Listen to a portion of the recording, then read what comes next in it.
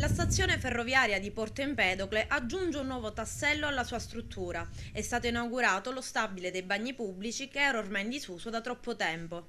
Bagni pubblici che sono stati recuperati all'uso, limitatamente naturalmente, ai periodi in cui la stazione viene utilizzata per i convogli straordinari che spesso sono anch'essi organizzati dall'Associazione Ferrovie Caos.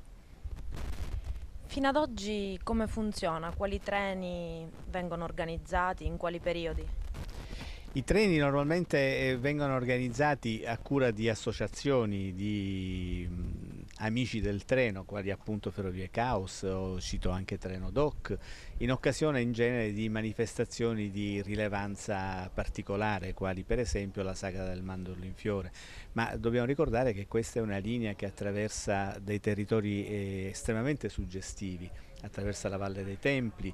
È uno dei pochi modi in cui si può agevolmente accedere al famoso Tempio di Vulcano, quindi sono tante le occasioni in cui c'è modo di fare un treno che unisca Agrigento a Porto Empedocle. Cosa manca a questa struttura? Quando sarà possibile renderla attiva a tutti gli effetti? Porto Empedocle oggi e da tempo ormai non rientra più nell'asset ferroviario di uso corrente. Tuttavia è ancora una stazione che figura nel nostro prospetto informativo rete, cioè figura nel catalogo delle ferrovie. Quello che manca è che ci vengano i viaggiatori e che vengano numerosi. Una stazione ancora inserita all'interno della linea ferroviaria, ma sottoutilizzata, che l'associazione Ferrovie Caos e il suo presidente Pietro Fattori stanno cercando di recuperare.